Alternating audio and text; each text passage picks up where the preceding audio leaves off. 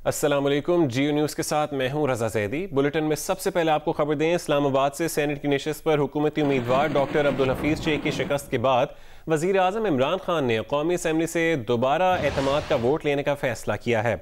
इस बात का ऐलान वज़ीर ख़ारजा शाह महमूद कुरैशी ने प्रेस कॉन्फ्रेंस में किया।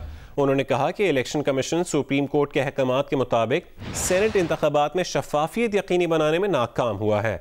उन्होंने ये भी कहा कि अगर लोग नाराज थे तो उनकी नाराजगी खातून के वोट पर नजर क्यों नहीं आई। शफकत महमूद ने कहा कि एतमाद का वोट ओपन होगा। इलेक्शन कमीशन ऑफ पाकिस्तान शफाफियत को इंश्योर करने में नाकाम दिखाई दिया। जो जमहूरियत के अलंबरदार थे, आज उन्होंने जमहूरी कदरों को रौंदा है। अली हैदर गिलानी, उनका चेहरा, उनकी आवाज और उनकी हरकतें कौम के सामने है। इंशाअल्लाह ये हक और बातिल की लड़ाई जो है ये हम लड़ते रहेंगे। वक्ती तौर पर यजीदी कुव्वतों को तो एक कामयाबियां दिखाई दे सकती हैं, लेकिन आखिरकार फतह हक और सच की होगी। इमरान खान साहब ने और उनकी जमात ने एक मुत्तफिक का फैसला किया है कि इमरान खान इंशाअल्लाह इस ऐवान से एतमाद का वोट लेंगे। अगर लोग नाराज थे तो नाराजगी खातून के वोट पर उसका नजर क्यों नहीं आई? मैं नाराज हूं तो मैं एक वोट देता हूं तो दूसरा क्यों नहीं देता? तो ये मेरी नाराजगी कैसी है? नाराजगी नहीं है भाईजान, ये है ये। वज़ीर आज़म इमरान खान ने कौमी असम्बली से एतमाद का वोट लेने का ऐलान किया है। इसका तरीक़ा कार क्या होता है, इसकी तफसीलात हासिल करेंगे जियो न्यूज़ की नुमाइंदा नौशीन यूसुफ से।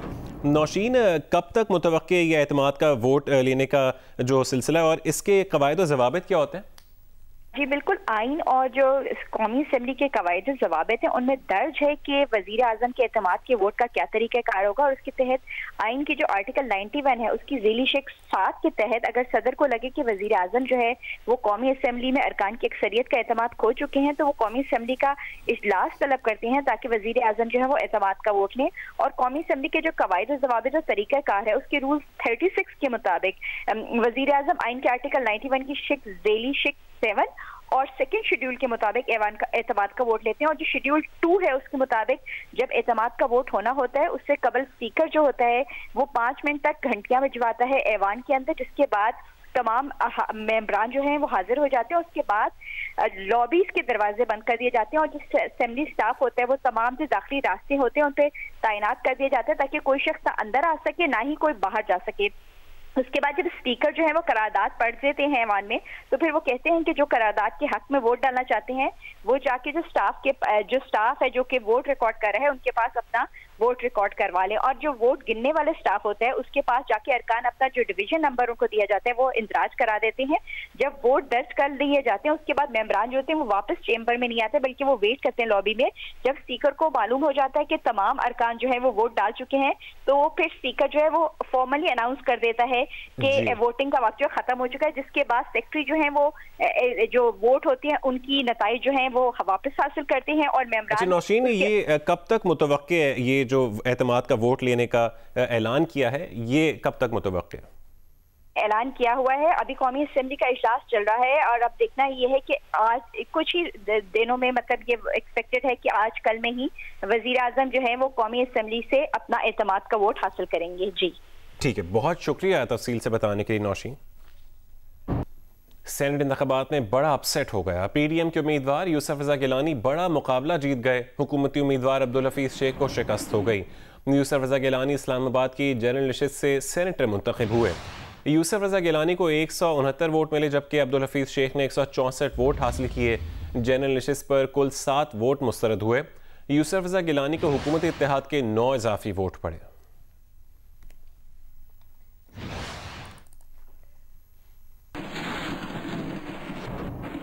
और बुध को सेनेट की 48 नशिस्तों के लिए पोलिंग हुई जिसमें हुकूमत इत्तेहाद ने 28 और अपोजिशन इत्तेहाद ने 20 नशिस्तें हासिल की।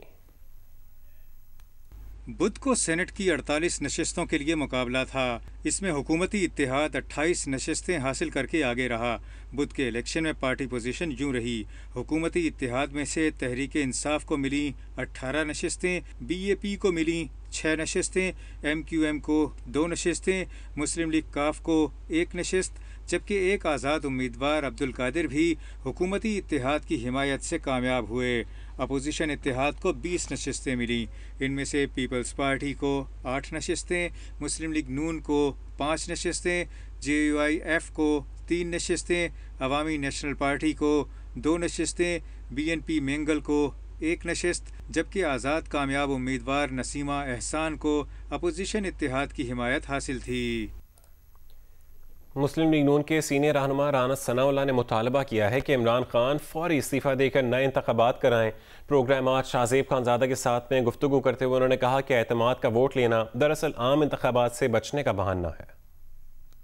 साहब, वोट ऑफ कॉन्फिडेंस वज़ीर आज़म लेने जाएंगे, आप लोग एक्टिव होंगे उसे नाकाम बनाने के लिए या नहीं होंगे? ये फैसला तो PDM की क़यादत करेगी, लेकिन मैं समझता हूं कि कामी के बाद अब एक और नया तरीका निकालने वाली बात जो है ये इंतहाई मैं समझता हूं कि गैर असूली है। इन्हें चाहिए कि वज़ीर आज़म इस्तीफ़ा दे और इस मुल्क को नया इलेक्शन दे। वफाकी वज़ीर इत्तला शिबली फराज ने कहा है कि इमरान खान पहले भी 20 मुंतखब अरकान को पार्टी से निकाल चुके हैं और अगर बदउनवानी साबित हुई तो दोबारा भी ऐसा ही करेंगे। प्रोग्राम आज शाहजेब खानजादा के साथ में बात करते हुए उन्होंने कहा कि वज़ीर आज़म ने एतमाद का वोट लेने का फैसला करके इखलाकी बरतरी साबित की है। प्राइम मिनिस्टर इमरान खान जैसा बहादुर लीडर जो कि इस किस्म के फैसले करता है कि उन्होंने वोट ऑफ कॉन्फिडेंस लेने के लिए एकदम ऐलान कर दिया। जो 4 MNAs हैदर गिलानी के साथ वीडियो में हैं, वो आज असेंबली में वोट देने आए, उनके खिलाफ आप कार्रवाई नहीं कर रहे, तो क्या वो स्टिंग ऑपरेशन था पार्टी की क़यादत के हुक्म के मुताबिक? जो 4 मेंबर आने या 10 मेंबर आने, वो पार्टी बिल्कुल माजी में भी हम 20 लोगों को निकाल चुके हैं। और चेयरमैन पीपल्स पार्टी बिलावल भुट्टो जरदारी कहते हैं कि वज़ीर आज़म ने इस्लामाबाद सेनेट की सीट हारने पर असम्बली तहलील करने का वादा किया था। इमरान खान हार गए, हम जीत गए, अब इमरान खान को कौन रोक रहा है? क्या कप्तान इंतखाबात से खौफज़दा है? प्रेस कॉन्फ्रेंस में कहा कि गिलानी साहब अब चेयरमैन सेनेट भी मुंतखब होंगे। हुकूमत के खिलाफ लॉन्ग मार्च भी होगा और अदम एतमाद भी। अदम एतमाद का वक्त अपोजिशन खुद चुनेगी।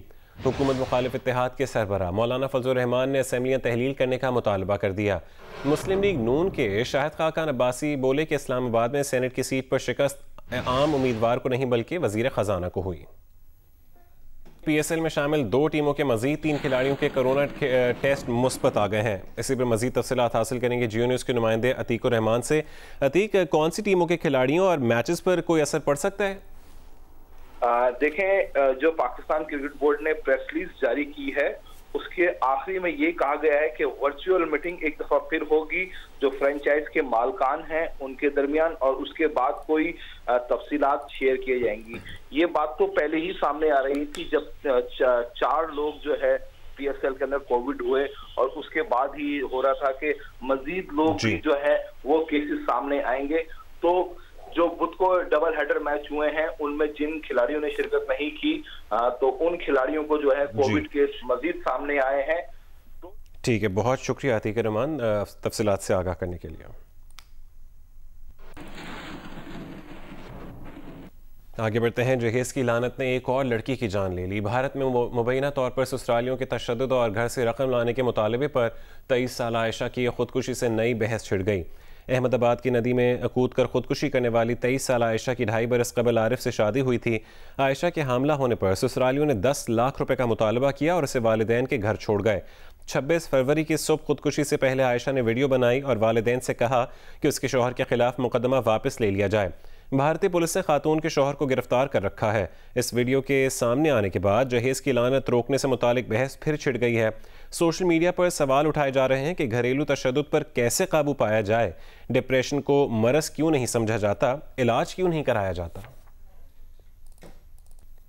बरतानवी शाही खानदान के स्टाफ रुकन के शहजादा हैरी और मेगन पर इल्ज़ामात। दावा किया कि मेगन के शाही खानदान के स्टाफ मेंबर से ताल्लुकात कशीदा थे।